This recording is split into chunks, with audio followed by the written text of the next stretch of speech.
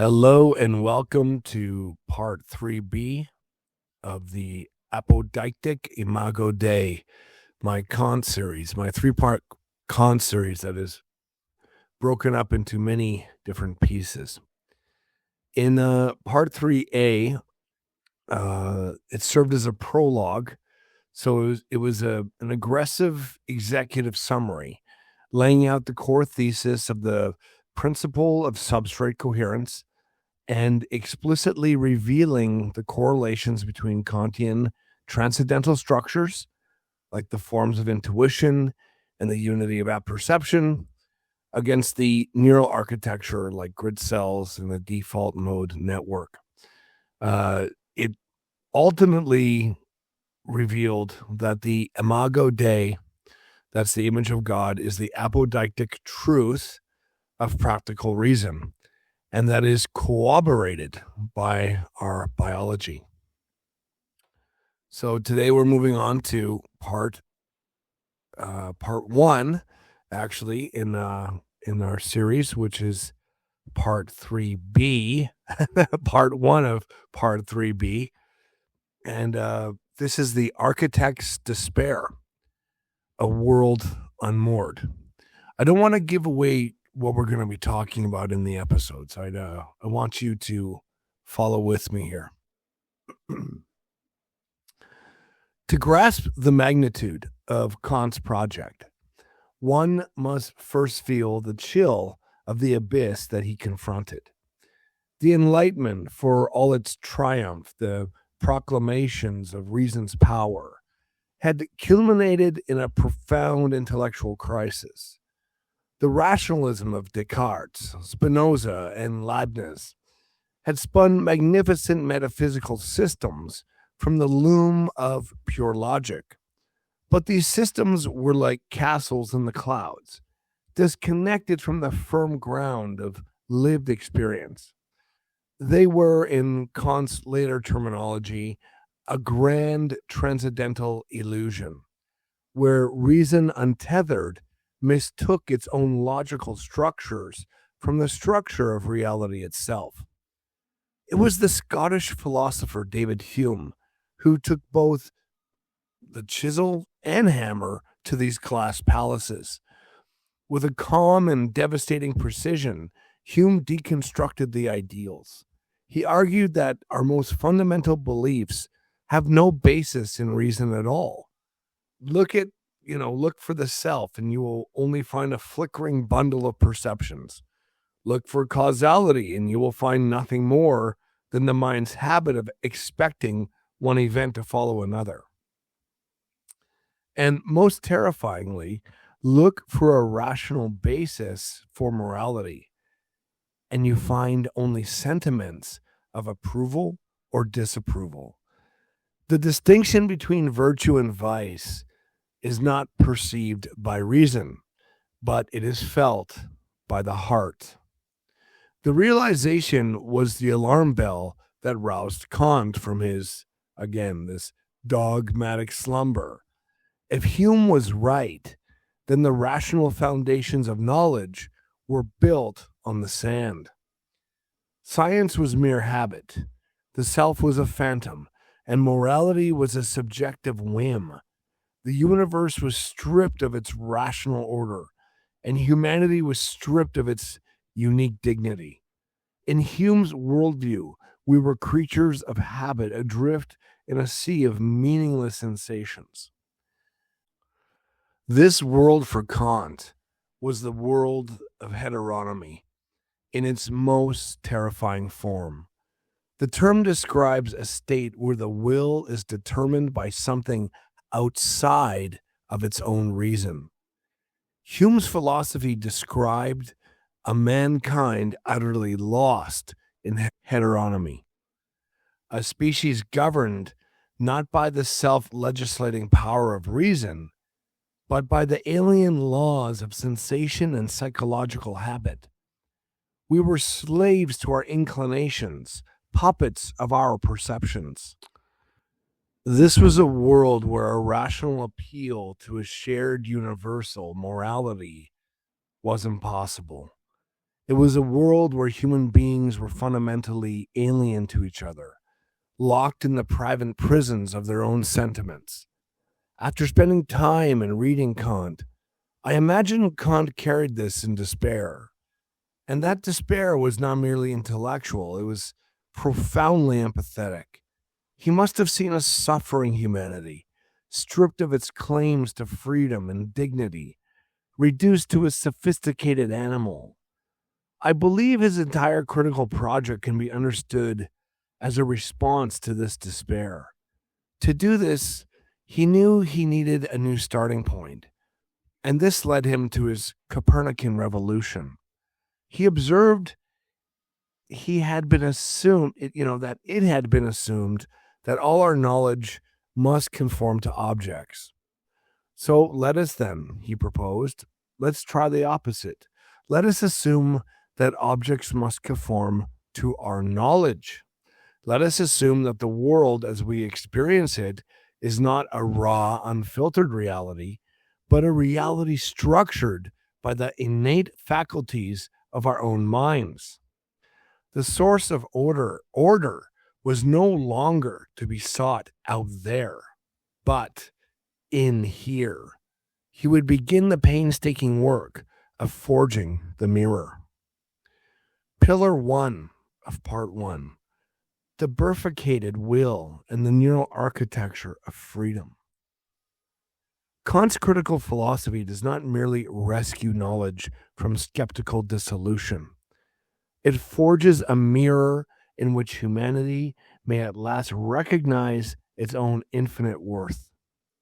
Having confronted the abyss of heteronomy, the chilling vision of a mankind reduced to sophisticated animals governed by sentiment and habit, Kant constructs the manifold of autonomous reason.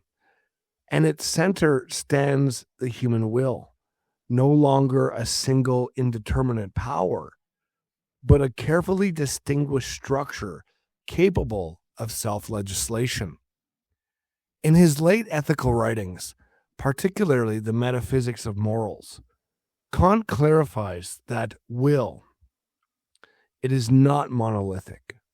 We must distinguish will, pure legislative reason that articulates the moral law itself, from willkür, the faculty of choice that decides whether to obey the law or yield to sensible impulse. Will is the unchanging voice of practical reason, pronouncing the categorical imperative with unconditional authority. Willkür, by contrast, is the arena of freedom. It can align itself with will and achieve autonomy, or it can allow itself to be determined by inclination and fall into heteronomy. This distinction is the foundation of what Kant calls internal freedom, the sovereignty of a being who is not merely subject to laws, but capable of giving law to itself. And this is why it's so interesting, because this Kantian mapping is strictly functional, not anatomical. In contemporary neuroscience, these executive functions are understood to emerge from large-scale dynamic reconfigurations of frontal-parietal and limbic circuits, rather than isolated anatomical centers. We speak of the DIPFC and the VMPFC as focal nodes within a broader orchestral network. To localize will itself to a specific cortical patch would be to relapse into the very neuroreductionism that Kant's transcendental method explicitly forbids. If will is the legislative source of the moral law, the ventromedial and dorsolateral prefrontal networks, in recursive coordination with the temporal parietal junction, constitute the phenomenal machinery for maintaining abstract rules across temporal delay. However, They are not sufficient to explain the moral law's normative authority. The normative ought is imposed by the transcendental structure of practical reason, which is not reducible to neurochemistry. It enables us to conceive a kingdom of ends in which every rational being is treated as an end in itself, not as a means, far from reducing the moral law to a neural firing. This correspondence reveals that our cognitive machinery is uniquely configured to hold the unconditioned demand of reason steadily in view. The transition from legislative principle to actual conduct occurs through Willkür, the power of choice. Kant defines freedom negatively as independence of the power of choice from necessitation by impulses of sensibility.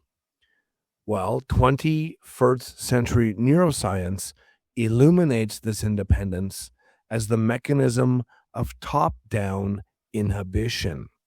When prefrontal networks, particularly the ventromedial and dorsolateral regions working in concert with the anterior cingulate cortex, exert inhibitory control over limbic and subcortical drives. The agent enacts what Kant calls Selbstzwang, self-constraint. This is not mere impulse suppression. It is the veto power that allows the rational agent to override the animal within. Imagine the driver of a carriage who, instead of yielding to the panicked pull of the horses, firmly applies the brake and steers according to principle. The prefrontal cortex functions as that brake, transforming raw inclination into chosen action. The convergence does not commit the error of deriving ought from is. The moral law within remains a formal principle of pure practical reason, binding a priori upon all finite rational beings. Yet, the is of our embodied cognition is precisely organized to facilitate that ought. Dignity resides not in the neurons themselves, but in our capacity to legislate universally and to choose in accordance with that legislation. The neural architecture provides the necessary phenomenal machinery for moral consequences to enter the world. We discover that we are, in our very constitution, children of coherence, beings whose biology is oriented towards systematic unity, predictive foresight, and the pursuit of the highest good. The moral law is apodictic in principle, but the empirical brain that executes it is subject to entropic failure, structural trauma, and developmental malformation. Thus, the substrate is the vehicle for freedom, but freedom itself depends on the normative integrity of the rational will, not the anatomical integrity of the prefrontal cortex.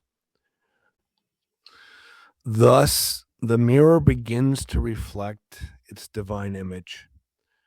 The bifurcated will, once secured transcendentally against skeptical dissolution, now finds empirical corroboration in the observable structure of moral agency.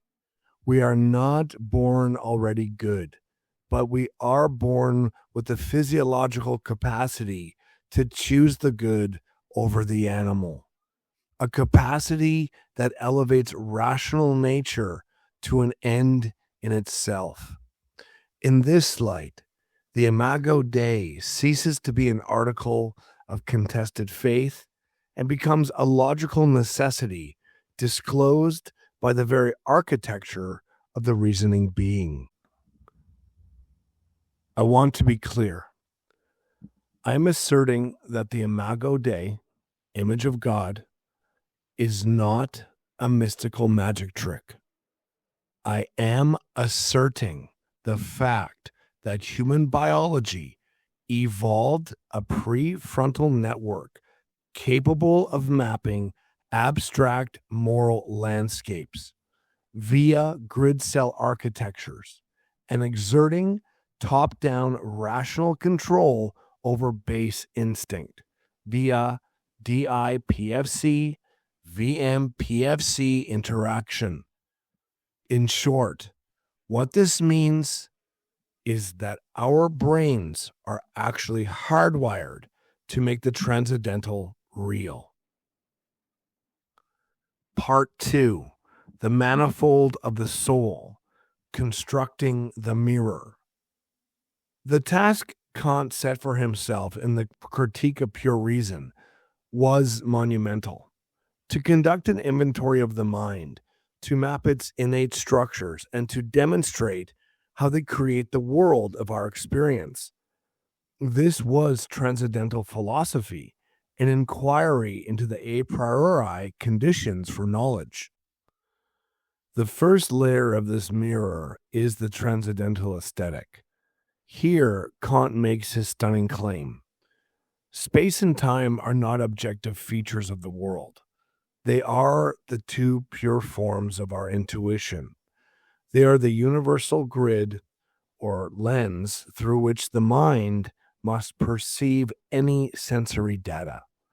This pure form finds its phenomenal correlate in an intrinsic geometric lattice, now observable in the hexagonal firing patterns of attornal grid cells, the brain's pre-experiential metric system imposing parsimonious order on spatial manifolds.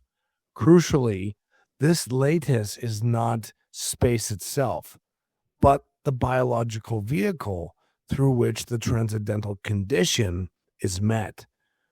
This is the first expression of reason's synthetic imperative, the constitutive drive to unify the manifold into a systematic whole. By locating space and time within the subject, which is us, Kant made them universal and necessary for all human experience, providing the foundation for the apodictic certainty of mathematics. Next came the mirror's substance, a task undertaken in the transcendental analytic. Kant argued that for perceptions, which are intuitions, to become knowledge, they must be brought under concepts. Thoughts without content are empty. He famously wrote, "Intuitions without concepts are blind." These concepts are the mind's own innate logical architecture, the 12 master categories of the understanding, a priori concepts like causality and substance. Under the principle of substrate coherence, these logical functions are not mere abstractions. Their application finds its phenomenal correlate in the brain's architectonic capacity to bind sensory data, rescuing empirical experience from becoming a flickering phantom. The highest ground of this binding is the transcendental unity of apperception, the purely a priori condition of all possible coherence. While this supreme "I think" does not reduce to any specific anatomical network, its phenomenological expression finds a compelling functional resonance in the default mode network, the DMN. The DMN provides the neuropsychological scaffolding for the narrative self-model. It must never be mistaken for the transcendental "I think" itself. To collapse this distinction would be to commit the very physiologistic fallacy Kant spent his career eradicating. But we also have to remember that science, or biological science in Kant's time, was nowhere near what it is now. When we perceive a sequence of events, our innate category of causality allows us to determine an objective temporal order, judging that the first event caused the second. Here, in this act of causal judgment, we experience time as the a priori form of inner sense, right before us being populated with determinate content. The category of causality provides the rule that structures successive perceptions within the manifold of time. This same synthetic function, binding the discrete into the coherent, is not confined to theoretical reason. It finds its highest expression in the practical synthesis of will, where discrete inclinations are bound into a universal maxim, creating a moral manifold orientated toward the highest good. This is the heart of the Copernican revolution. The laws of nature are certain because they are. In fact, the laws of our own understanding, which we ourselves prescribe to nature. He had rescued the very possibility of a priori scientific knowledge from skepticism. The mirror was now complete, a logic of truth, capable of reflecting the phenomenal world with absolute clarity. But Kant knew there was a dangerous temptation to turn the mirror away from the world and towards the forbidden light of the unconditioned. Having structured the mirror of theoretical reason, Kant faced its ultimate test, not in reflecting the starry heavens above, but in governing the moral world within, a test whose failure is dramatized not in cognitive error, but in moral catastrophe. Pillar 2 of Part 2, the forensic standard, the pathological outlier.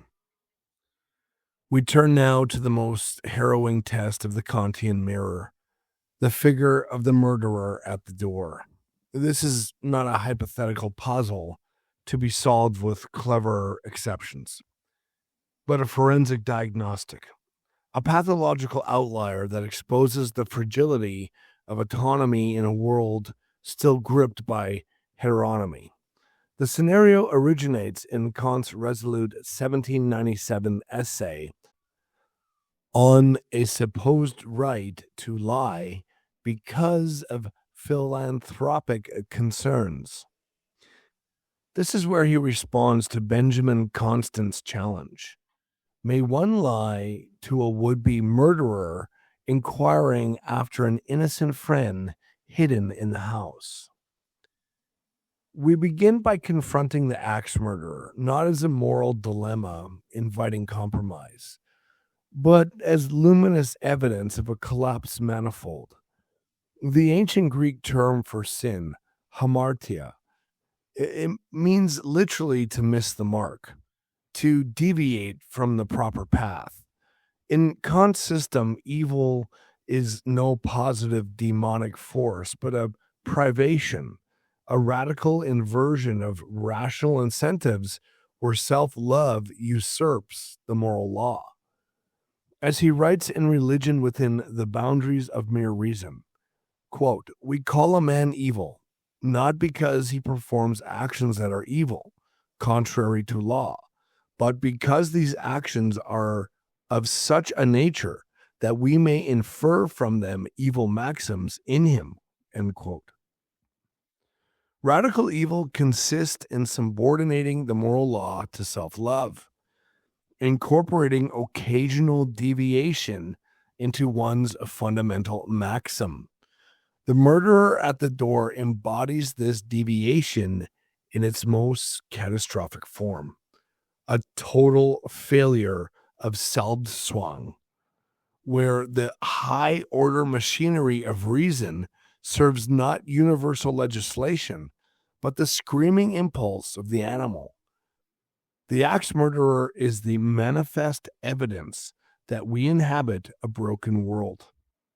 where the law of instinct has usurped the throne of the sovereign legislator. To grasp the depth of this missing the mark, we must draw the biological divide sharply. We do not call the alligator or the bear a murderer when it kills.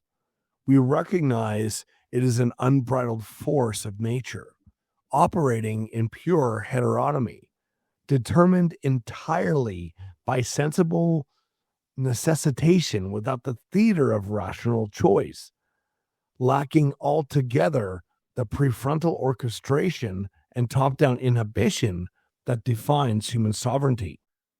The human being, however, possesses the prefrontal orchestration of autonomy.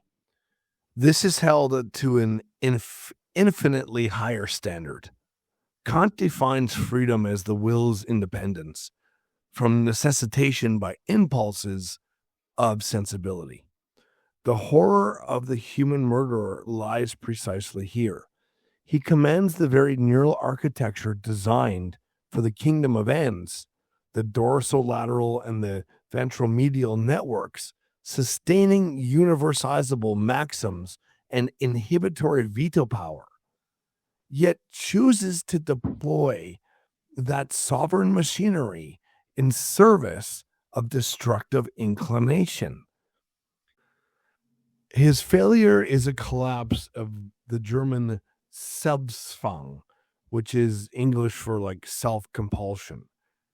The murderer possesses the brake of prefrontal inhibition, but refuses to apply it, allowing the panicked pull of the horses. This is what we talked about before. This raw animal impulse, to steer the carriage into catastrophe. And we must note the spectrum. In case of severe orbitofrontal lesion or profound neuropathology, the agent may lack the physiological capacity for full moral reasoning, resembling more like the alligator, a broken force of nature, rather than a culpable subversion of intact reason. Kantian radical evil presupposes freedom's possibility. The murderer is a ship crafted for the open sea of rational navigation, yet voluntarily rotting in the harbor of its own base drives. The deliberate subversion of intact reason is precisely what Immanuel Kant defines as radical evil.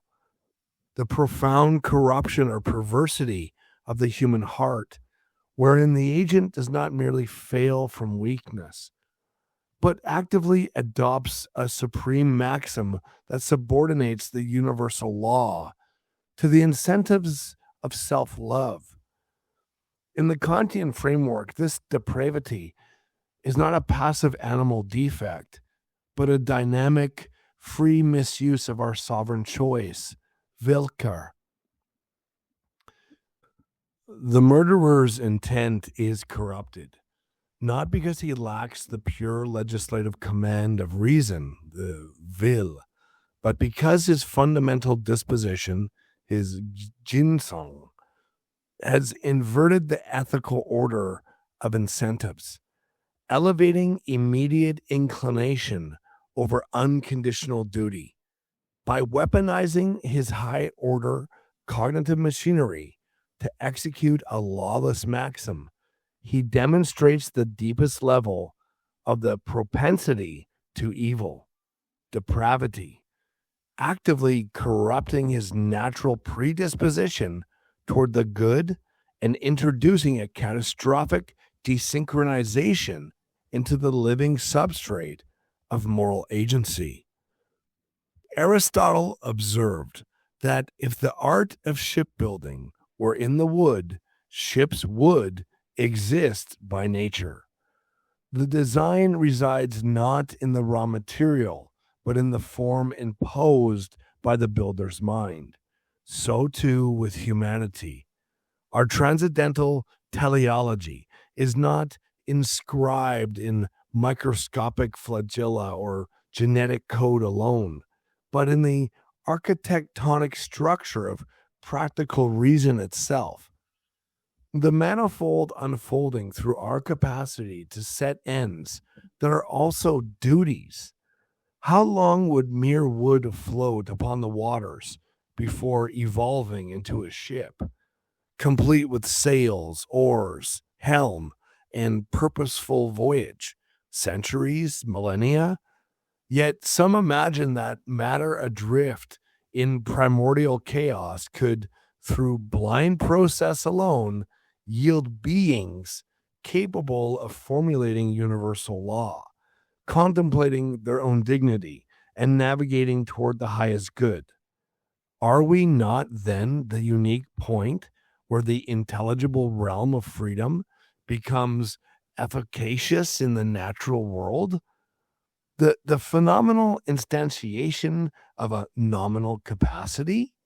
In the metaphysics of morals, Kant declares these obligatory ends: our own perfection, moral in nature, and the happiness of others.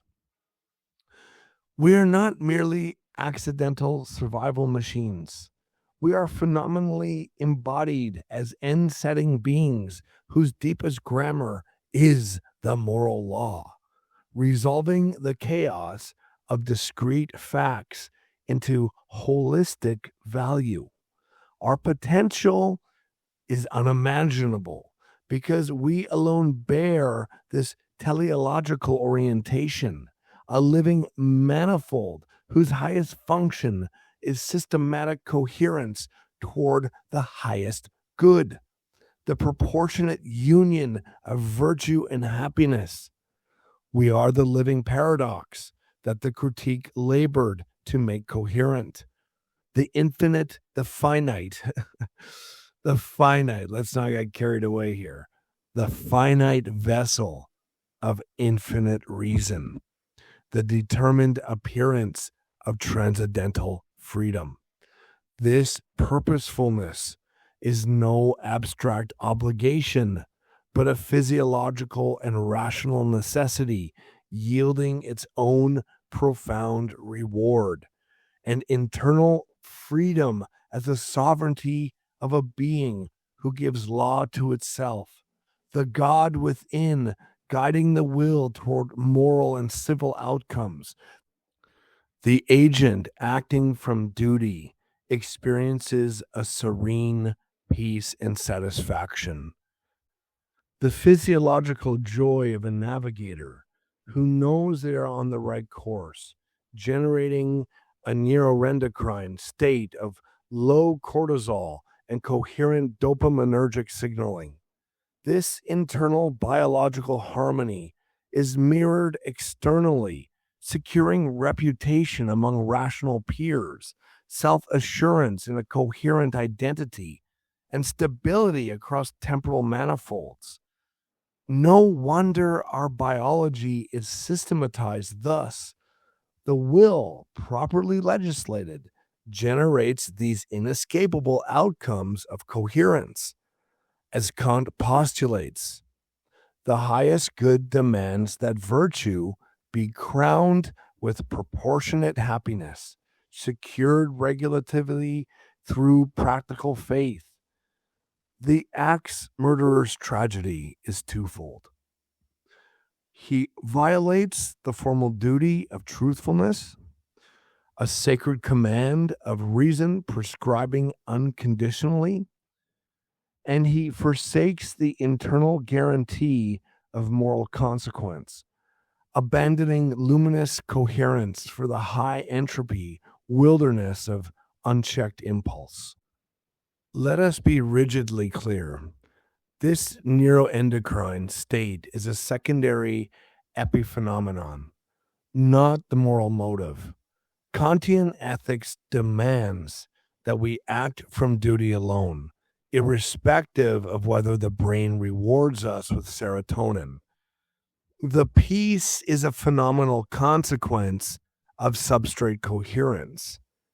It must never be mistaken as the nominal justification for the act.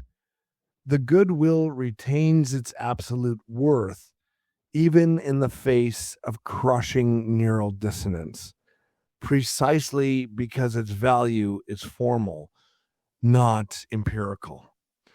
Ultimately, the murderer at the door serves as the forensic standard, illuminating the apodictic necessity of the Kantian mirror. We are not monstrous for insisting on truth, even amid horror. The world is monstrous in its profound deviation, weaponizing logic against dignity.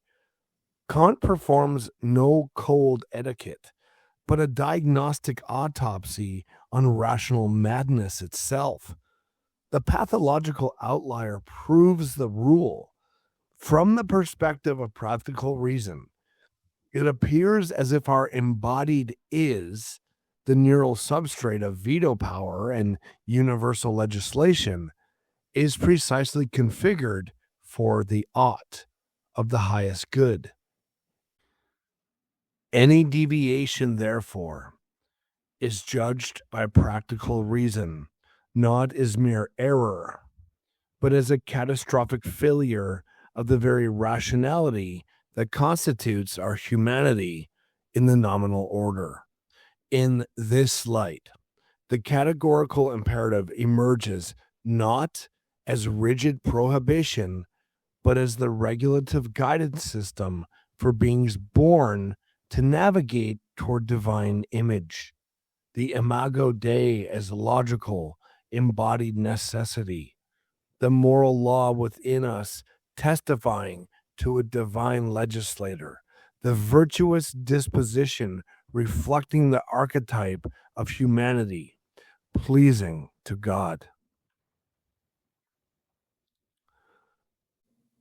Part 3, The Forbidden Gaze, the dialectical illusion and the necessity of limits. In the transcendental dialect, Kant maps what reason cannot know. The dialect is his critique of the mind's tragic impulse to transcend experience and grasp the ultimate nature of God, the soul, and the cosmos. This is the forbidden gaze. When reason overreaches, it inevitably falls into contradictions and illusion. Kant diagnoses these illusions with clinical care. In the paralogisms, he shows how reason illicitly transforms the I think of consciousness into the concept of an immortal soul. In the antinomies, he demonstrates that reason can produce equally valid proofs for contradictory propositions, that the universe has a beginning in time and that it is infinite, that freedom is real and that all is determined. For Kant, these are not puzzles to be solved, but symptoms of misapplied faculties of reason. The same synthetic imperative that unifies experience, now generating phantom totalities beyond empirical bounds. This conflict of reason finds striking functional parallel in the operations of the anterior cingulate cortex, the ACC, and prefrontal networks, which are specialized for monitoring cognitive conflict and arbitrating between irreconcilable signals, a biological analog to the subjective experience of reason's struggle with its own inherent contradictions. This act of drawing a hard line around knowledge is often misunderstood. For Kant, it was an act of profound spiritual reverence, as he famously stated, quote, I have therefore found it necessary to deny knowledge in order to make room for faith, close quote. By demonstrating that speculative reason could never prove or disprove the existence of God, freedom, or immortality, he was not destroying these concepts. He was protecting them. He was rescuing them from the arrogant grasp of dogmatic metaphysicians and placing them in their proper realm, the realm of moral belief and practical reason. The negative utility of this self-limitation prevents the Imago Dei from being treated as an object for dissection, rather than a sacred reality to be apprehended through the moral will. The dialectic thus performs a decisive inversion. It shows what speculative reason cannot grasp, that the canon of pure practical reason can reveal what it must believe, not to satisfy curiosity, but to obey its own supreme command. Pillar 3, the affirmed imperative, securing the highest good. We arrive at last at the guarantor of the moral navigator. Having mapped the manifold of theoretical reason and diagnosed its catastrophic failure in the pathological outlier, Kant answers the deepest question. Why persist in virtue in a world where murderers exist and virtue often goes unrewarded?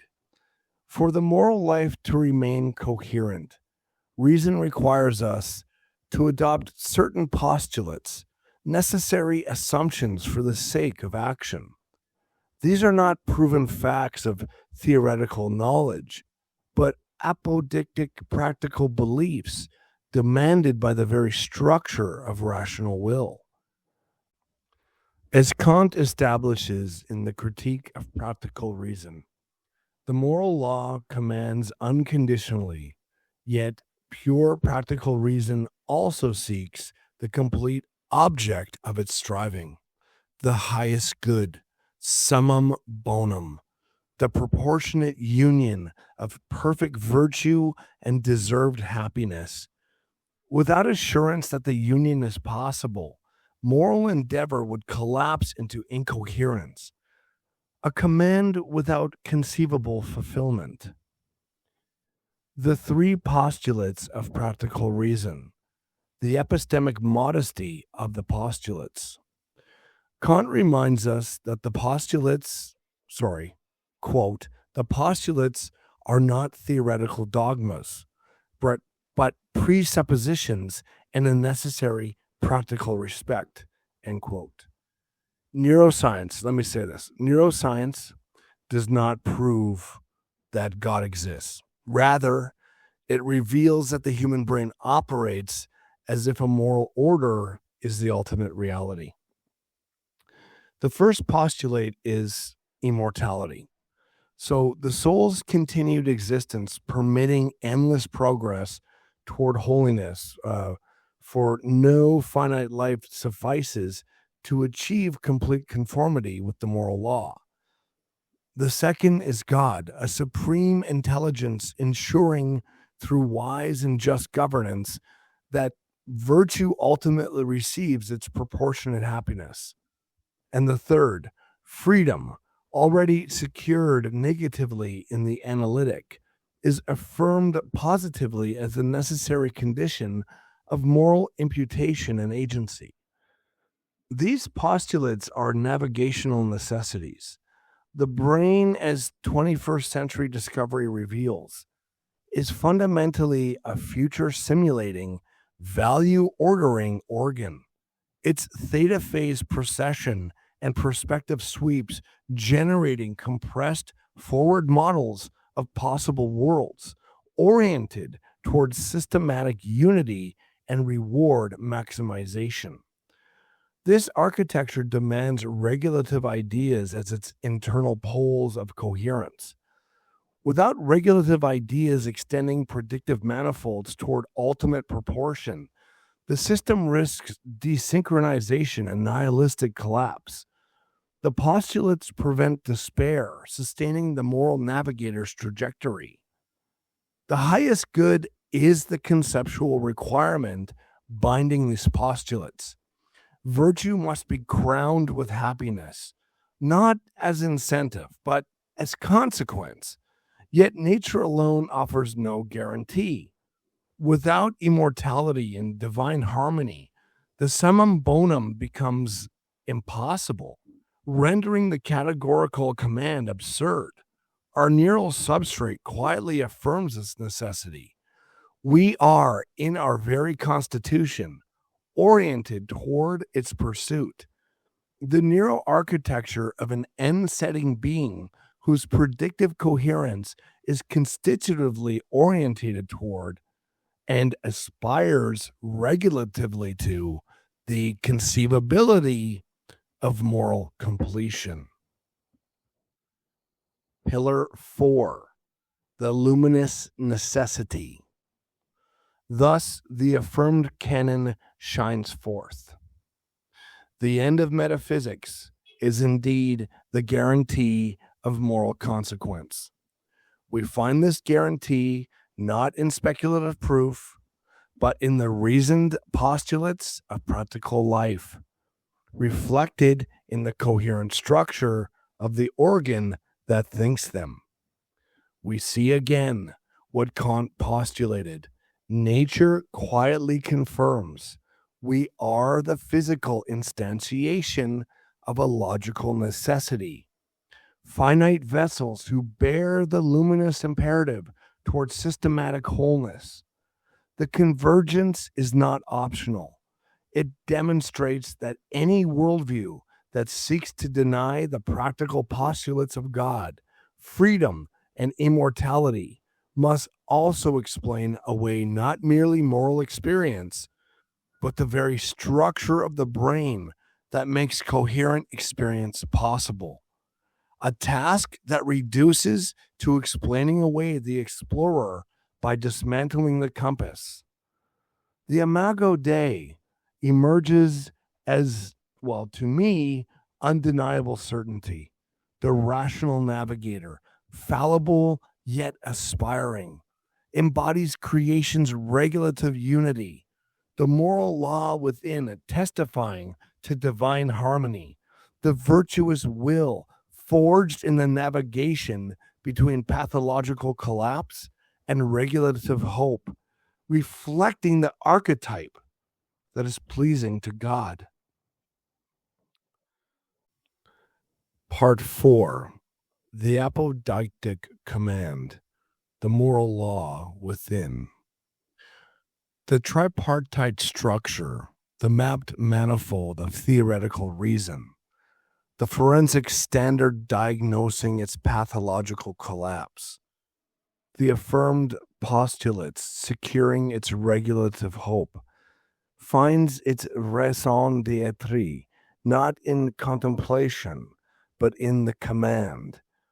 The critique of pure reason cleared the ground with humility. The practical turn now reveals the moral law within as the apodictic program.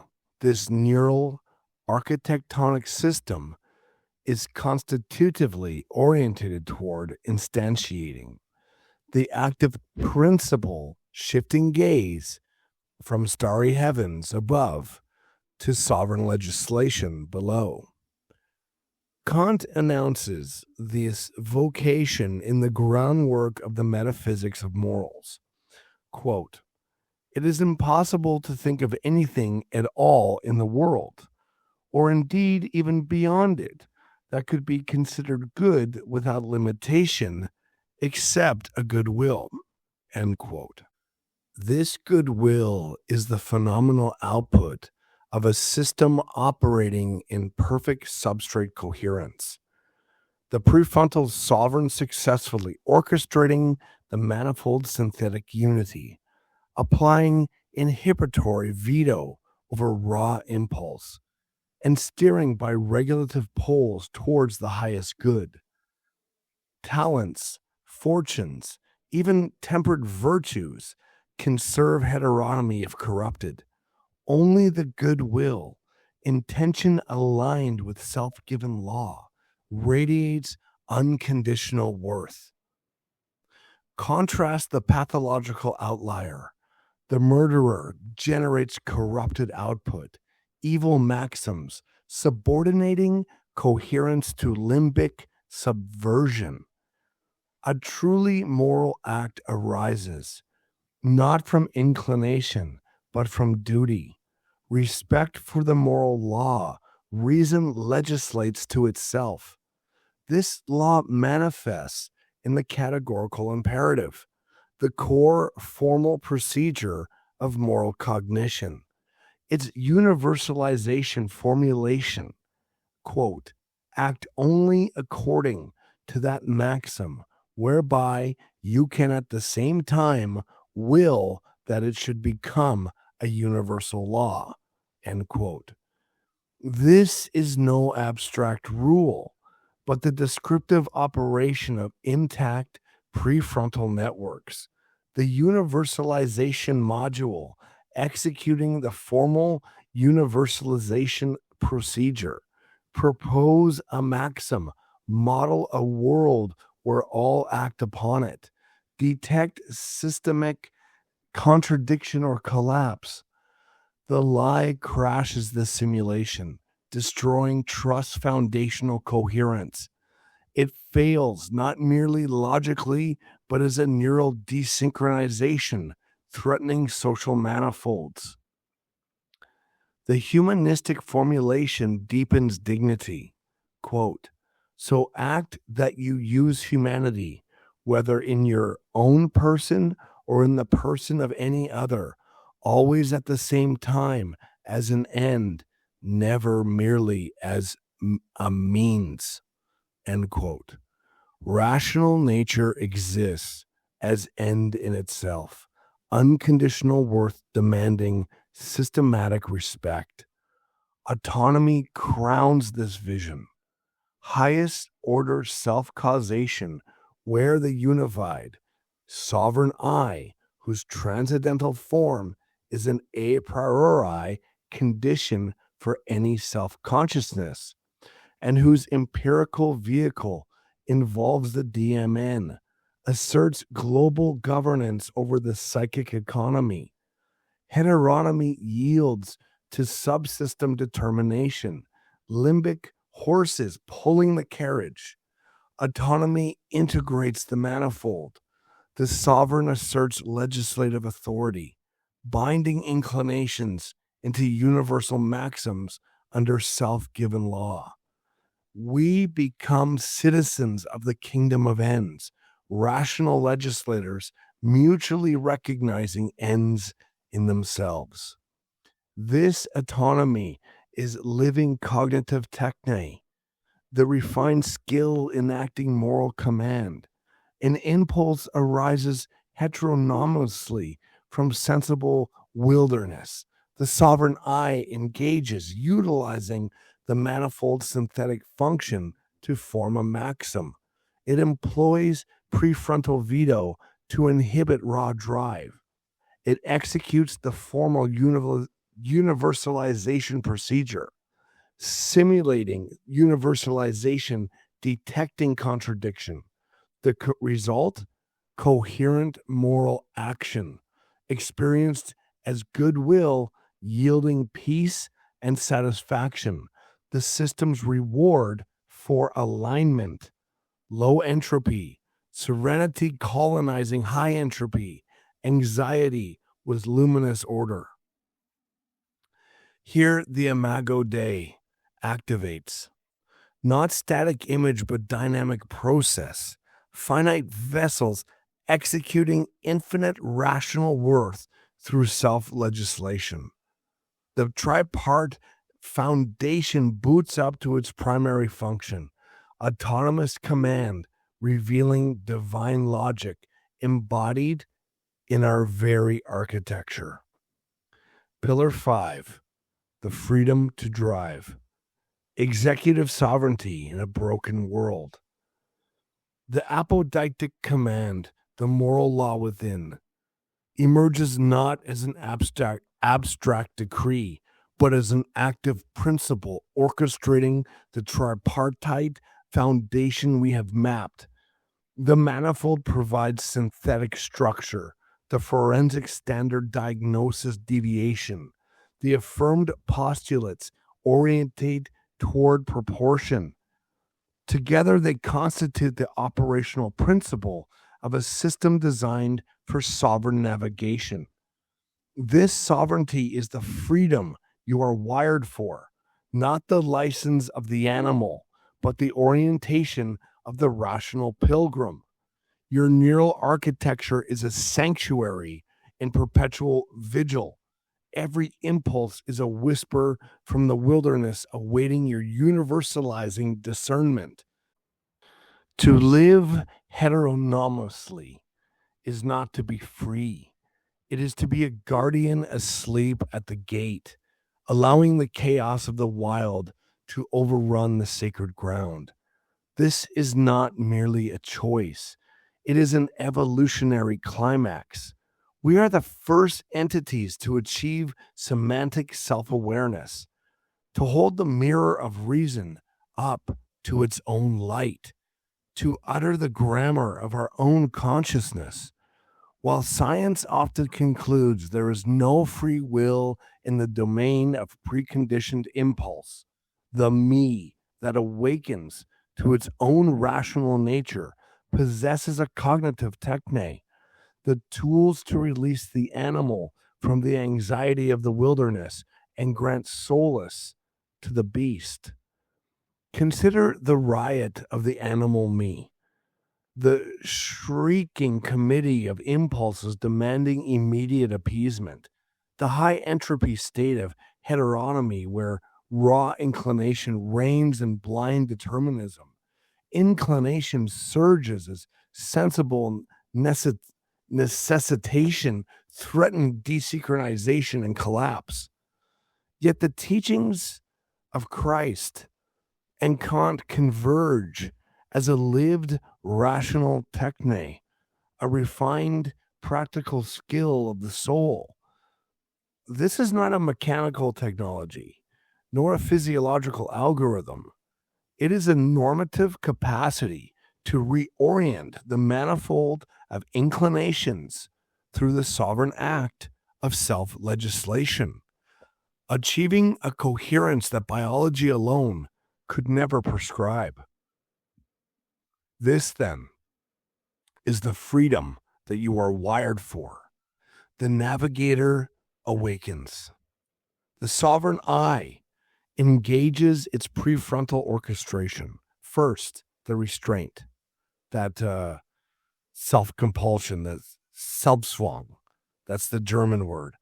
It applies top-down inhibition, vetoing the limbic panic, gathering the scattered energies. Then the judgment. The manifold synthetic imperative forms the impulse into a candidate maxim. The universalization discernment runs, performing counterfactual tests, contemplating a world where this principle holds for all. Contradiction, coherence. Finally, the orientation. The regulative poles, the very conceivability of the highest good, guide the chosen bearing. The result is not mere reaction, but moral action, enacting the kingdom of ends, where rational beings treat one another as ends in themselves. This techne is the soulless. It is the conquest of inner chaos, not its management. The beast finds peace in aligned coherence, low cortisol serenity, dopaminergic reward of systematic unity. Substrate coherence reveals its purpose. The is of neural architecture, instantiating the physical preconditions for the ought of self-legislation, yielding reputation, self-assurance, stability, the inescapable outcomes of sovereignty.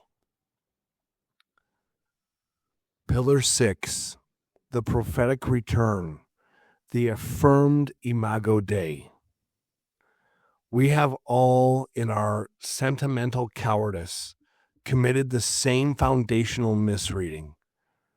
We dismissed Immanuel Kant not as a genius, but as a lunatic of pure detached logic, a moral pendant drafting an impossibly rigorous code for a world already burning with passion, prejudice, and tragedy.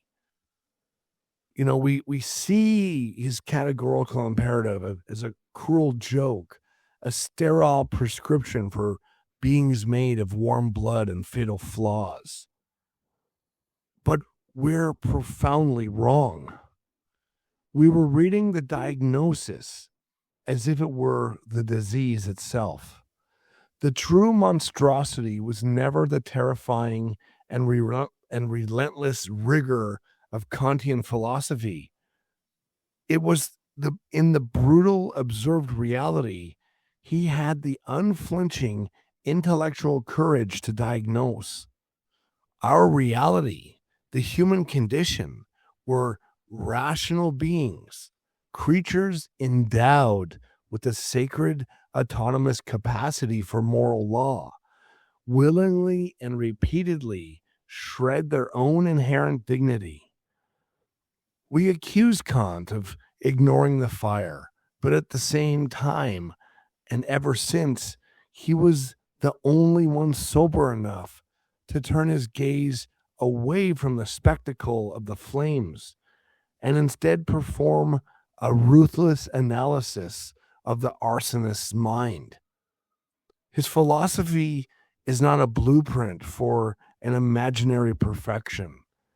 It is a mirror reflecting the abyssal self-betrayal that is the constant, humiliating baseline of human moral conduct. The horror is not in the law. The horror is in the lawlessness that we would rather choose. Kant's infamous command is not monstrous. It is tragic.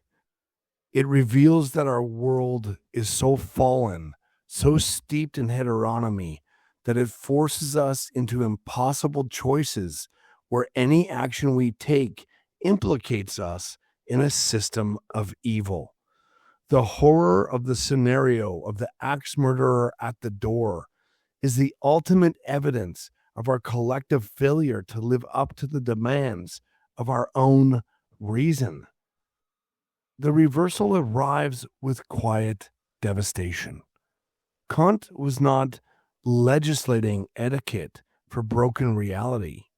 He performed a forensic autopsy on rational madness itself. The axe murderer is not Kant's failure, but reality's screaming apodictic proof of radical evil.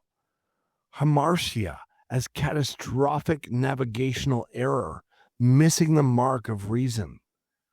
In a fully morally engaged and ontologically coherent world, the concept of a murderer would not be a lamentable tragedy, but rather a profound logical and existential anomaly. It would represent a syntax error in the very code of the kingdom of ends, a logical impossibility within the framework of universal moral law and rational autonomy. The potential for such an act, the deliberate, unjustified termination of another sovereign consciousness, would be pruned from existence by resounding moral, societal, and, were it possible, genetic certainty. The persistent fact that murderers do exist and that such violence remains a feature of the human condition diagnoses a profound and critical state of social heteronomy. It signifies a betrayal of our own inherent rational architecture. The intact structure of the Imago Dei, the internal sovereignty of the self, has been subverted. The prefrontal cortex, the very seat of rational deliberation, long-term planning, and moral judgment, is betrayed to the slavish whim of inclination, impulse, and pathological desire. This is not mere failure. It is the radical surrender of the self to forces external to one's own highest rational will, a living contradiction to the very possibility of moral freedom and universal human respect. Again, let's, contrast the alligator. unbridled nature lacking prefrontal orchestration, no theater of freedom or veto power. Here Aristotle's ancient insight illuminates the Kantian truth anew. Design resides in form, not wood. Humanity's intelligent architectonic is capacity for obligatory ends, self-perfection and others' happiness. Our substrate coherence orients towards this. Deviation is not mere flaw, but proof of a broken world demanding logical grounds for security and sanctity. Immanuel Kant's philosophical rigor, often perceived as cold and unyielding, serves in fact as a profound bulwark against the erosion of human value. The absolute demand for truthfulness, framed as an unconditional command, a categorical imperative. It is not an arbitrary imposition, but a fundamental necessity. It acts to safeguard the very foundation of rational interpersonal space where authentic human dignity can not only exist, but endure against the pressure of expediency and self-interest. To compromise on truthfulness is to dismantle the shared reality upon which all coherent moral and rational life is built. This rigorous protection facilitates a crucial reversal in perspective. What appears at first glance as a crushing moral weight, the relentless voice of the moral law within, is, upon closer inspection, revealed to be far from a monstrous or purely punitive force. Instead, it operates as a merciful diagnostic. It illuminates the dissonance between our empirical reality, often fraught with selfishness, fear, and irrationality, which could be termed as a kind of moral madness, and the ideal coherence of our rational nature. The moral law's unwavering standard does not condemn us without hope. Rather, it performs a radical act of revelation. It is precisely amid this acknowledged madness and incoherence that the enduring truth of the Imago Dei, the image of God representing inherent human worth and rationality, is unveiled.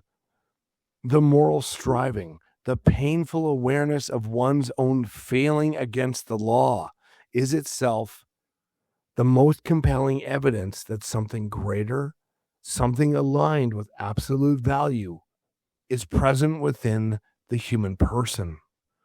The ethical demand is recognized, or would be in a coherent world, as the call to actualize our transcendental telos. We bear the structure of freedom as an acorn bears the oak. But unlike the blind determinism of nature, human rationality is not an irresistible biological reflex. Our maturation into the Imago Dei must be autonomously legislated, requiring the deliberate act of the shipbuilder to impose form upon the raw wood and realize its ultimate design. The safety, security, and prosperity of family and friends are the phenomenal manifestation of the kingdom of ends, a coherent social manifold achieved not by surrendering to the biological instinct of the animal, but by autonomously treating humanity always as an end in itself.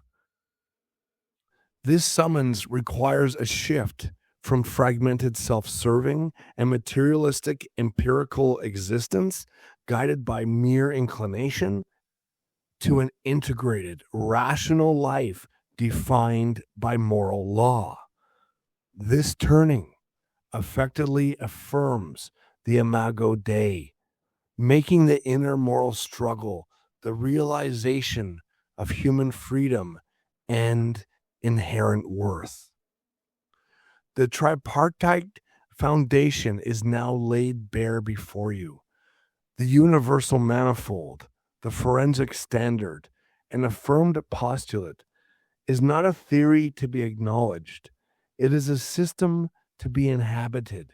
You are, at this moment, a navigator. The tools are not merely abstract metaphors. Their phenomenal execution is rooted in specific, observable biological and cognitive capacities. The inhibitory capacity of the prefrontal veto, the counterfactual modeling of the universalization simulation. However, the normative binding force of these tools remains transcendental and non empirical. You are not merely running an algorithm, okay? You are exercising a sovereign, self legislating will. The murderer is the negative proof. You are the positive possibility.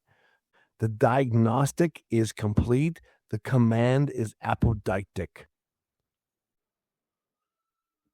Autonomy is the recognition that the moral order is not an external command, but the internal signature of our origin.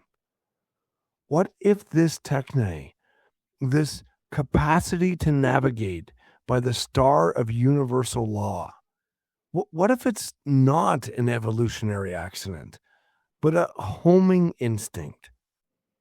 What if the Imago Dei is less a static image and more a directive, a built-in orientation back toward the divine, a rational compass who trembles toward its first cause? What if this is the very thing, I don't want to call it a thing, but what if it's the very essence that's built into us that brings us back to God, brings us back to the Garden of Eden, towards, even though we know it's to the highest good, for our own biological self-rewards, what if it is actually inside of us to return back to God, our possibility for divine perfection? We're not an operating machine. We are performing an act of anamnesis, of forgetting. Each act of genuine moral judgment, each sovereign application of the categorical imperative is a step in remembering what we are and from whence our reason derives its authority. Plato may have been more right than we dared believe. To know the good is to remember it. Kant gave us the rigorous method for that recollection. The Imago Dei activates as living sovereignty, finite vessels who bear the luminous imperative toward wholeness. This is our chance, our epochal task, to cease being exiles in the wilderness of heteronomy and to become conscious participants in the rational order of creation. 500 years hence, they may look back and see this not as the era of machines, but as the dawn of the great turning, the moment humanity, armed with the critical philosophy and its physiological confirmation, began its conscious navigation back to the source of the moral law within. Substrate coherence becomes the embodied performance of this divine logic, the virtuous will forged between collapse and hope, reflecting the archetype and offering its echo back to the source. the prophetic return, the conscious unforgetting, the great turning toward the source of the moral law within is not a journey that culminates in solitary, silent recollection, a mere private ascent into a hermetic understanding. Rather, this profound awakening demands an immediate and decisive corrective swerve in the trajectory of contemporary thought and action. This swerve is first and foremost an intellectual reclamation. The urgent task of arresting Immanuel Kant's critical philosophy from the profound misprisions and reductive interpretations that have, over the past centuries, led philosophy itself into a groundless abyss, a state of ethical relativism, metaphysical nihilism, and an abject loss of objective moral orientation. The core revelation of this corrective turning is the necessity of rereading and reintegrating the moral law. The categorical imperative, not as a cold, austere mandate of duty for duty's sake, but as the active, dynamic will to unity.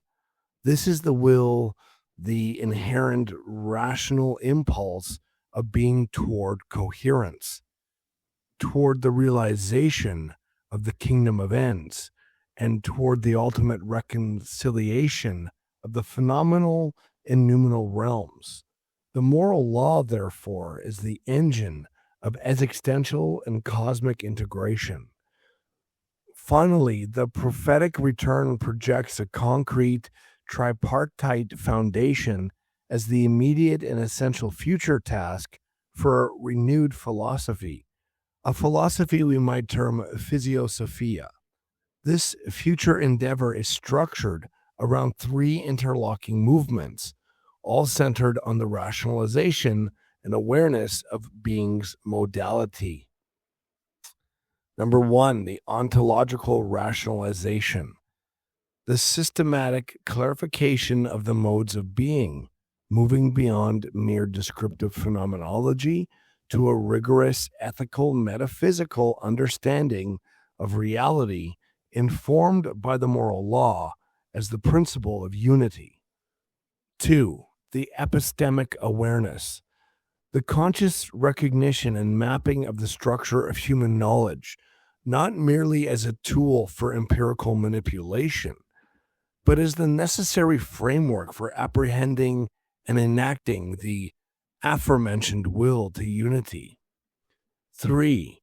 The ethical projection, the application of this unified understanding to the construction of a genuinely rational and universal ethical and political framework, thereby moving philosophy from abstract critique to the concrete project of planetary ethical actualization. This is the imperative to move from mere unforgetting to active unifying creation. Pillar 7.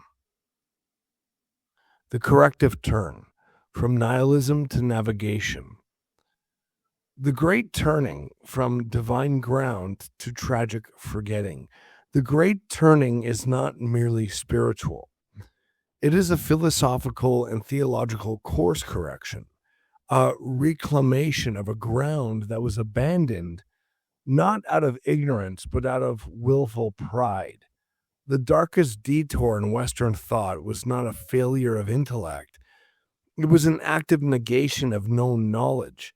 We gained unparalleled awareness of the architecture of our own rationality, and then tragically, we refused to look at its source. The evidence of how damning this refusal has been is now manifest in the anxiety, fragmentation, and nihilism of our age.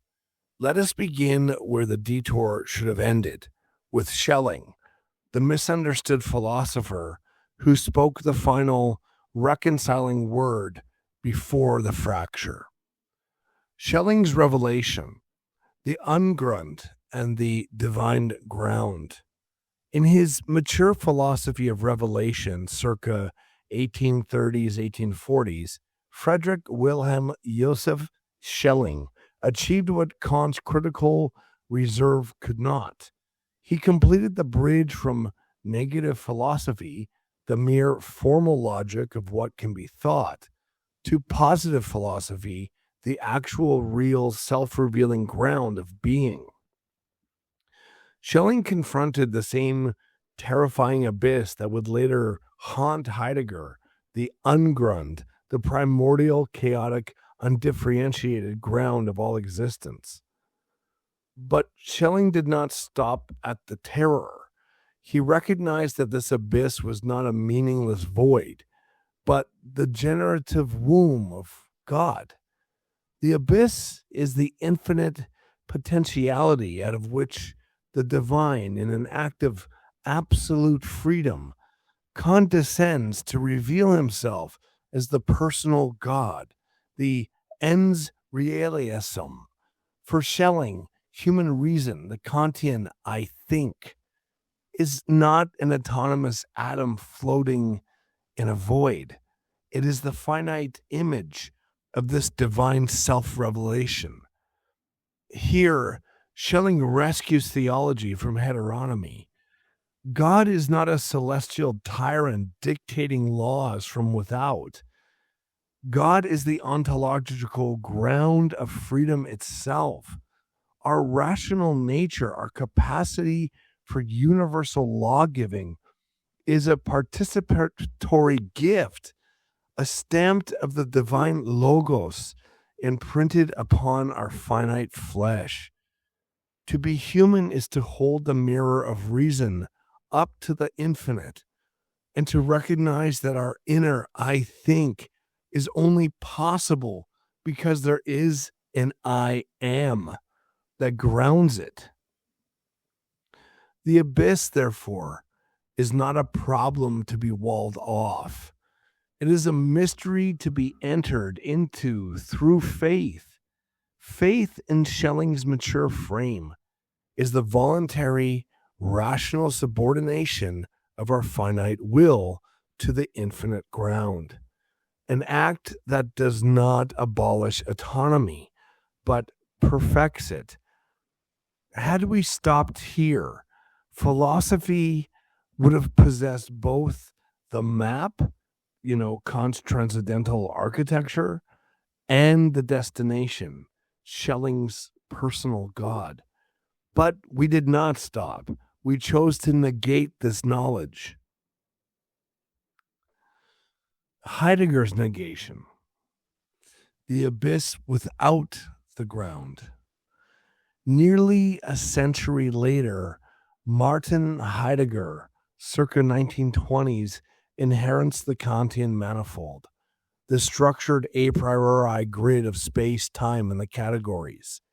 He grasps with penetrating clarity that Dasein is not a disembodied consciousness, but a being thrown into a world. He correctly identifies the angst, the dread that arises when we confront our finitude. But here lies the damning evidence of our modern pathology. Heidegger possessed the knowledge of Schelling's solution, and he actively rejected it. He did not merely fail to read Kant all the way through, he willfully bracketed the theological ground that Schelling had already established. Heidegger treats the ungrund, I guess you'd say the ungrounded, not as the generative essence of a personal God, but as an existential terminus, a sheer meaningless ontological accident. His Dasein is thrown into the Kantian manifold, but the thrower has been emphatically erased. The categories of the understanding remain, but they become sterile, cage-like structures rather than windows to the divine. The result is the darkest detour of all, A human being who has unparalleled self awareness, the transcendental I think, yet stares into an abyss that is no bottom and no anchor. That's the ungrund. The evidence of how damning this act of epistemic negation is lies in the very structure of Heidegger's philosophy.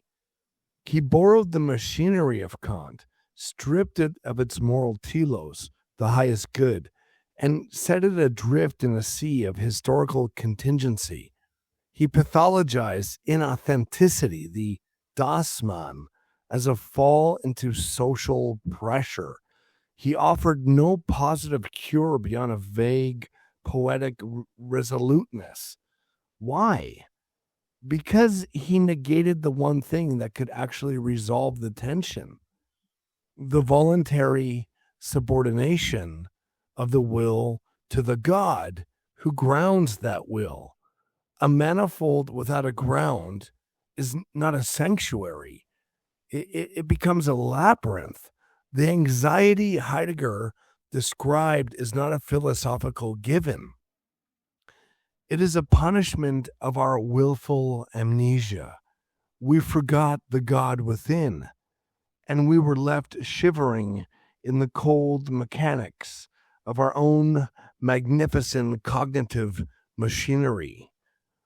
This was Heidegger's swerve, his absolute mispersion of the Kantian concepts. Nietzsche's blind rebellion, the will misidentified. Chronologically nestled between Schelling and Heidegger, circa 1880s, Friedrich Nietzsche attempts to fight his way out of this labyrinth by sheer force of will. He correctly sees that the external, the ecclesiastical God of his age, is a puppet of heteronomy, a tyrant who demands blind obedience. So he declares God dead. But in doing so, he throws the baby out with the bathwater because he operates after the great theological amnesia. He has no access to Schelling's mature insight.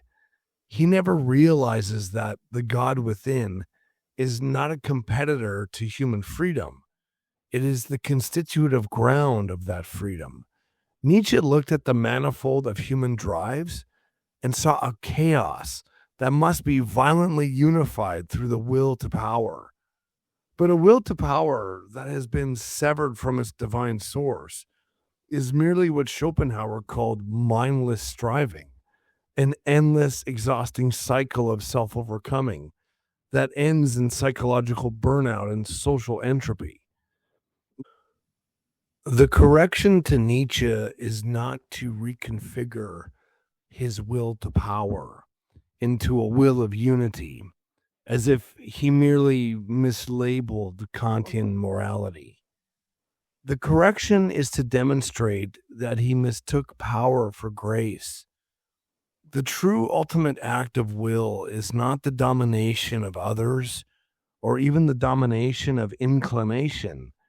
It is the will to surrender, the free, rational, and joyful subordination of our fractured manifold of desires to the divine logos. We do not build the kingdom of ends through sheer muscle. We receive it by orientating our finite will toward the infinite. When we bind our fractured manifold of desires into a unified will and voluntarily subordinate that will to God, we do not lose our individuality. We fulfill it. We become what we were always meant to be, Imago Dei, the living dynamic image of the Creator. The forensics of grace, communities of kenosis. The practical proof of this theological architecture is not abstract. It is observable in the thriving communities that survive the detour. Examine the monasteries, the faithful families, the enduring religious cultures. Their prosperity, stability, and intergenerational trust are not merely evolutionary accidents. They are living demonstrations of forensic grace. They do not merely apply the categorical imperative, they incarnate kenosis, the voluntary, joyful emptying of the sovereign ego into the hands of the divine. Their prefrontal cortices are not just algorithmic calculators, they are the biological organs of adoration, subordinating the immediate impulse of self preservation to the eternal command of self giving love. Their shared manifolds are not just sociological constructs, they are liturgical spaces where the fractured manifold of modern consciousness is resutured to the divine ground. Their success is not merely neurological proof of a moral algorithm, it is the eschatological proof that human nature finds its peace only when it stops trying to be its own God. They are the living evidence that the Imago Dei is not a metaphor. It is the operating principle of a soul properly aligned with its reality. The crisis of the celebrity intellectual. Let us turn now to a living, symptomatic case study of this philosophical pathology. Dr. Jordan B. Peterson. Peterson has performed an undeniable service by diagnosing the relativistic chaos of contemporary neoliberalism, prescribing instead a rigorous structure of responsibility and discipline. Having dedicated the past 2 decades of his life to proving that objective meaning actually exists, his mapping of the existential terrain with its reliance on Jungian archetypes and evolutionary psychology echoes in a distorted fashion the Kantian concern for systematic coherence. Now, I say 2 decades because I guess that's almost as long as he's been in the public spotlight, but, for the sake of argument, I'm sure he was doing it much longer. However, the tragedy of Peterson's project, it's not merely that he operates without a Schelling theological ground. That's the Frederick Schelling, excuse me. It's not that he operates without that, okay? It is that he actively misrepresents the intellectual tradition he claims to inherit, while lacking the deep, transformative immersion in Kant's critical philosophy that could have prevented his overreach. Physiosophia distinguishes itself from Jordan Peterson's mythos by anchoring unconditional moral obligation in the a priori transcendental structure of practical reason rather than in evolutionary psychology, biological fitness, or Jungian archetypes. Consider his treatment of Marx. Peterson, in his public polemics, has often reduced Marx to a cartoonish architect of totalitarianism, dismissing his project with a disdain that borders on intellectual dishonesty. What he bypasses is the undeniable humanitarian spirit of Marx's early writings, the earnest, fiery cry to lift the masses out of slavish, abject poverty. Marx's critique of capital was not the genesis of evil. It was a desperate sociological autopsy on a world where human beings were being reduced to mere appendages of machines. To flatten Marx into a mere villain is to expose one's own shallow reading of history. Similarly, Peterson cherry picks Jungian archetypes and Nietzschean heroic vitality, yet strips them of their anti-metaphysical, anti-transcendental foundations. He speaks of bearing the cross and wrestling with God, yet he has not sufficiently wrestled with the logical conditions for why such a cross must be borne unconditionally. Where does the unconditional obligation come from? In Kant, it comes from the a priori structure of practical reason itself, not from biological fitness, not from Jungian collective unconsciousness, and not from a voluntarist will to power. Without the transcendental deduction, Peterson's ethics remain psychologically compelling, but philosophically ungrounded. He dictates how to survive, but cannot justify with absolute certainty why one must ultimately sacrifice for the kingdom of ends. Here the contrast is damning. The brilliant thinker is not Peterson, but for me, it was Leo Tolstoy, a man of immense life experience, tragic sin, profound literary genius, and decades of desperate wrestling with the problem of evil and the existence of God. Tolstoy did not offer platitude, to clean one's room. He offered the raw, bleeding confession of a soul pushed to the brink of suicide by the sheer emptiness of material excess and success. Tolstoy's confession and the kingdom of God is within you are not self-help manuals. They are the ontological output of a man who lived his life swimming through the abyss to choose to live with grace. Peterson, for all his well-meaning intent, simply lacks that existential depth and historical maturity. Peterson is a dramatic orator of the clinical and psychological manifolds, but he remains an armchair captain in the roughest of seas. Why this catastrophic overreach? Because Peterson, like so many celebrity thinkers of our age, has bypassed the most foundational gatekeeper of rigorous thought, Immanuel Kant. Kant is, without exaggeration, the most misunderstood and underread thinker in the entire history of Western philosophy. Never mind that, of Western thought. His project is not a set of neat equivalences to be pasted onto neuroscience or psychology.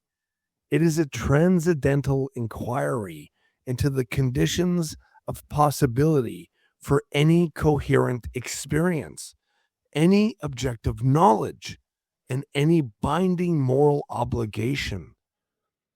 If Peterson had spent years, not weeks, but years, immersing himself in the critique of pure reason, he would have understood that no empirical finding, whether about the prefrontal cortex or evolutionary history, can ground a normative ought. The moral law is not a survival algorithm. It is a fact of reason, a self-legislated, unconditional command that binds us precisely because we are rational beings, not because it helps us propagate our genes. He would have seen that his archetypes, whatever their psychological utility, they are not the ultimate source of moral authority. They are at best phenomenological expressions of deeper transcendental structures that only a critical philosophy could ever uncover. Without this Kantian grounding, Peterson's ethics devolve into a heroic, voluntarist assertion of will, a cognitive techne that dictates how to survive, but cannot dictate why one must ultimately sacrifice for the kingdom of ends. He is a very dramatic orator, navigating the manifold with incredible verbal skill. But he has no home. He has no home port because he has not asked the foundational question. What makes any obligation unconditional? Kant answered that question. Peterson has not. And this is where I must depart from academic distance and offer a personal witness. Reading Kant was not merely an academic exercise for me. It was a gateway of revelation. I found that Kant's architectural project did not lead me away from God. It led me directly into the mechanics of my being with Jesus Christ. In the quiet solitude of my own conscious limitations, armed with the tools of transcendental deduction, this critical framework became a gateway of revelation. For in the Gospels, Jesus proclaims, quote, "The kingdom of God is within you," end quote. Luke 17:21. Kant's transcendental philosophy provides the structural anatomy of that very kingdom, showing that the moral law within, the categorical imperative, is not a cold Prussian decree, but the living logos breathing within the finite vessel of human consciousness. When we practice Selbstzwang, the German self-compulsion, suppressing the screaming impulses of heteronomy to legislate universal law for ourselves, we are not merely organizing our physical lives. We are actively enacting the divine image. Through this self-legislation, the transcendental I think is revealed as the finite echo of the great I am. Kant's postulates, God, freedom, and immortality, are not abstract theories to be debated in graduate seminars. They are the necessary regulative poles of a soul that yearns to reconnect with its creator. To read Kant truly is to discover that the architectonic of reason is the very scaffolding through which Christ dwells within us. To ignore Kant is to attempt to build a spiritual house on sand, mistaking psychological survival for transcendental grace. Thus, the corrective to Peterson is not simply to add more Jung or more evolutionary biology. It is a radical return to the critical philosophy, not to force equivalences, but to recover the normative ground that alone can justify unconditional moral obligation. If Peterson were to truly study Kant, his call to bear your cross would cease to be a desperate, anxiety-driven survival tactic and would become a relaxed, faithful recognition that the moral order is already there, embedded in the divine logos that underwrites our very rationality. We cannot merely diagnose the abyss. We cannot merely order our rooms. We must know why we are ordered and for whom we are ordered. Kant gave us the mirror to see that order. Christ gave us the kingdom to inhabit it. Without both, the modern thinker, no matter how brilliant, remains nothing more than a tragic sailor, navigating a magnificent manifold, but forever seeking a home port he refuses to recognize is already within him. And, before I leave this note, I do want to recognize that no, you don't have to read Kant to come to these realizations. I mean, you will come to these realizations when you read Kant. But yes, I mean, the glory to God, to Jesus Christ, obviously, exactly how Kant felt about it was faith alone. So if you get there through faith alone, then as in Kierkegaard, you were able to take the great leap. You were Abraham who was willing to sacrifice his only son. And some of us, I don't know if it's because of our upbringing or because of just how nasty the world can be, but some of us need more. Some of us need some sort of bridge, but maybe not. I mean, there's just so much. There's just a cacophony of messages out there.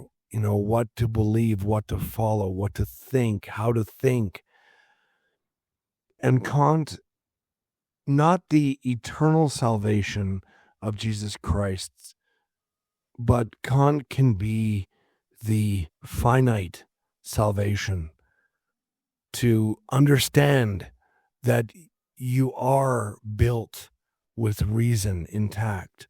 You are made in the image of God. You do have practical reason, and there is meaning to your life. The final summons. The choice before us is as grave as it is clear. The abyss is real, and we must pass through it. But we do not cross it by an arbitrary act of aesthetic self-creation, which leads only to the solipolistic ruins of postmodernism. Neither do we cross it by Freudian or Jungian psychoanalysis alone.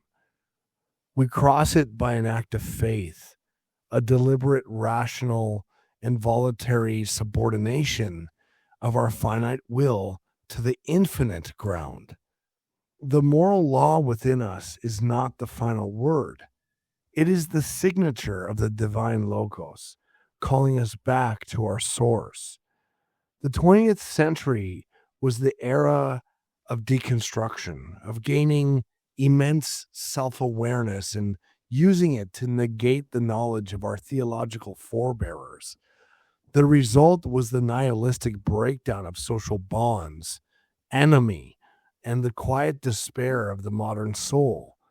The 21st century must be the era of reintegration, not a return to Kant alone, but a journey through Kant and through Schelling into the arms of the living personal God. We are not merely autonomous legislators. We are finite vessels of infinite derived worth. Our prefrontal cortex is not just a survival machine.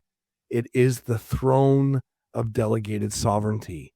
Our moral law is not just a survival algorithm. It is the compass pointing home. The mirror has been crafted with purpose, reflecting the profound convergence of our biological substrate with transcendental necessity. The truth has been uncovered, and the path has been set right through the realization of our innate capacity for self-legislation. No longer are we lost in the trackless wilderness of heteronomy, driven by the blind mechanics of immediate impulse. Now it's time.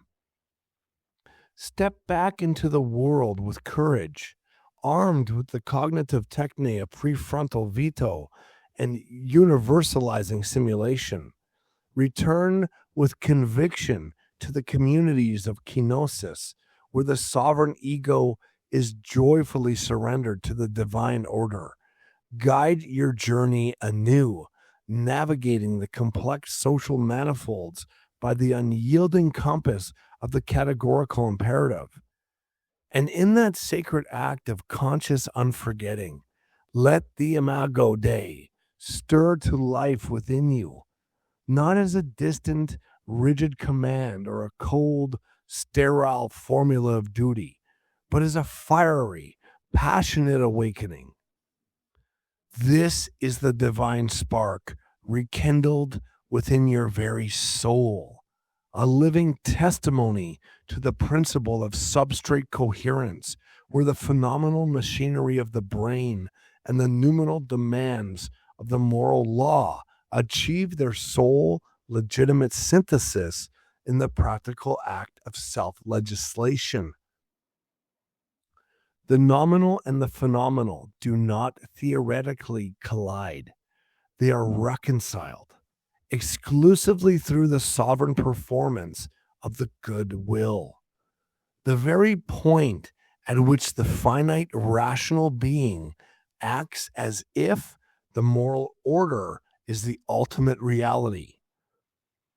Experience the low entropy, serenity of a will perfectly synchronized with its ground, reconnecting you with the infinite source in a love that burns brighter than ever before, a love that is both the ultimate voice of freedom and the deep grammar of your being. You are here.